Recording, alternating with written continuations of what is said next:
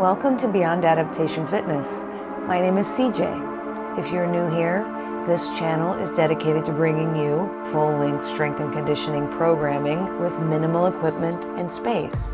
This is a breakdown of a 45-minute full-body strength and conditioning workout that is divided into 3 15-minute segments. I highly recommend completing the 15-minute warm-up linked in the description below.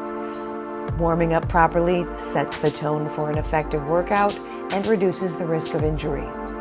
If you find this video helpful, please hit the like button and consider subscribing to support the channel. The equipment you will need for this workout is 2 kettlebells and a set of resistance bands. Now let's get started. Part 1. Every 2 minutes for 7 rounds, complete 10 double kettlebell thrusters directly into 30 paces at 60 steps of a double kettlebell farmer's carry. If you've seen some of my previous videos where I practice double kettlebell cleans, this workout emphasizes the importance of being able to do that comfortably. Unlike a barbell thruster, the kettlebell will force you to keep your elbows up, keeping the chest up and the lats engaged. I'm basically creating a shelf with my arm and forearm for the kettlebell to sit. Finding this position may take some time, but one important thing to remember is that the elbow stays in front of you, not flared out in the chicken wing position. That's a good way to lose control of the kettlebell and hurt your arm. It's best to think of the thruster as a 2-stage movement. The first being a front squat and the second being a push press. All of the power is coming from the legs, the hip drive, and the stretch shortening cycle at the bottom of the squat. If you start to press too early, there will be a lot of wasted energy. So if your arms get tired when you're doing this, focus on creating more force with your legs and think of the arms guiding the kettlebell to the end point and are preparing to receive the kettlebell at the top. Establish a good cadence. Inhale as you descend, brace at the bottom.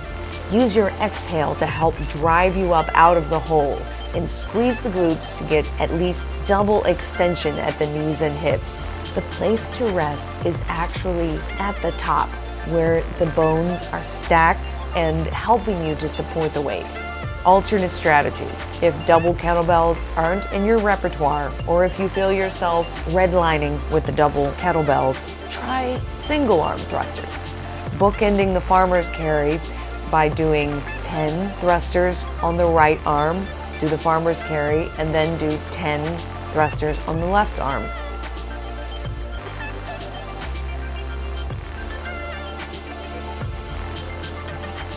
The farmer's carry is a little more straightforward than the thruster. I tried to transition from the thrusters to the farmer's carry without setting it down. Just standing up straight, bracing the core, and taking little steps to avoid the kettlebells from swinging around. Later on, as I got fatigued, I began to set it down. Just remember safe lifting techniques and choose some deadlift variation when you pick it back up again. Mine kind of resembled like a straight-legged deadlift of some kind. While the farmer's carry works the whole body, I feel it the most in the forearms, upper back, and abs. I'm honestly not sure what the total distance I traveled for each carry, but it averaged about 60 steps per round. If you want to up the challenge, you can either go further or just walk a little slower. If you only have one kettlebell, a single kettlebell farmer's carry is great too because of the uneven weight distribution and will make the muscles involved in anti-rotation, like the obliques, work harder to stabilize against the uneven load.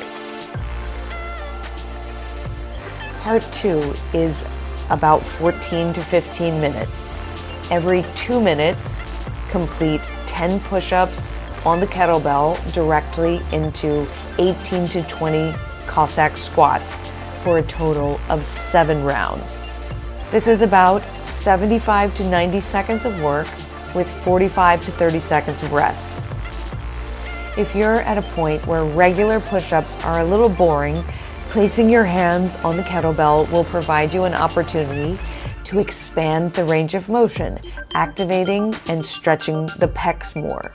Also, if you are someone who experiences wrist pain when doing push-ups with your hands flat on the ground, this neutral grip with the kettlebell might be more comfortable with you. And even if you're someone who has a hard time doing regular push-ups, you can still get the benefit of this by doing the scaled push-up where your knees are bent, because you're still able to get a larger range of motion.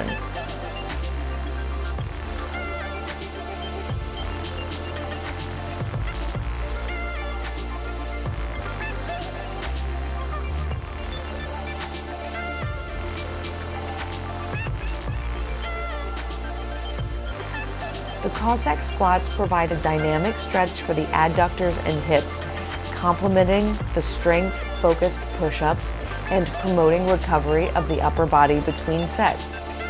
If you have trouble getting full depth in your two-legged squats, Cossack Squats can be a way to access greater range of motion and a way to explore if you have any asymmetries between your right and your left legs. I can tell that my right hip is a lot tighter than my left hip and has more limited range of motion.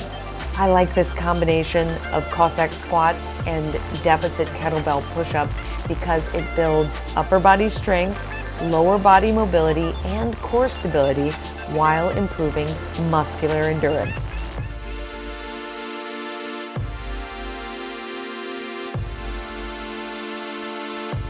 The good news is that the hard stuff is behind us.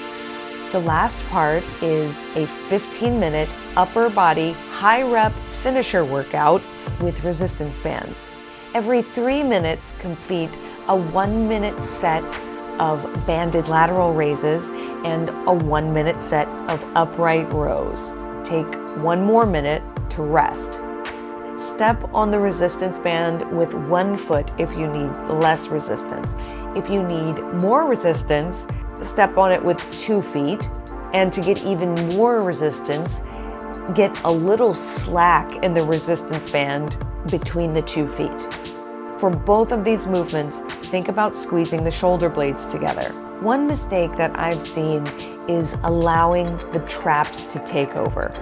And finally, this should not feel twingy or painful in your shoulders. Say what you want about resistance bands. There are some things I really like about them. I get a crazy pump when I do this at the end of the workout. Plus, you can't swing the weight to get cheat reps.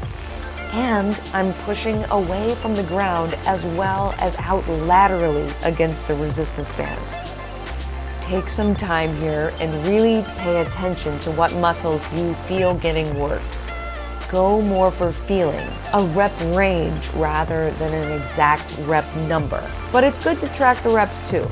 I averaged between 15 to 20 reps per set per exercise.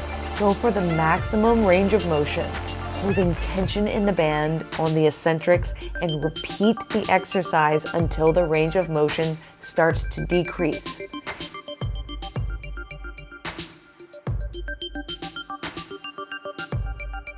For the banded lateral raises, you should be feeling the most activation in the side delts. For the upright rows, I'm feeling the most in the rear delts. And that's everything. Thanks for joining me today. If you enjoyed the content, please like the video and subscribe to the channel Beyond Adaptation Fitness for more workouts and fitness tips. I'll see you next time.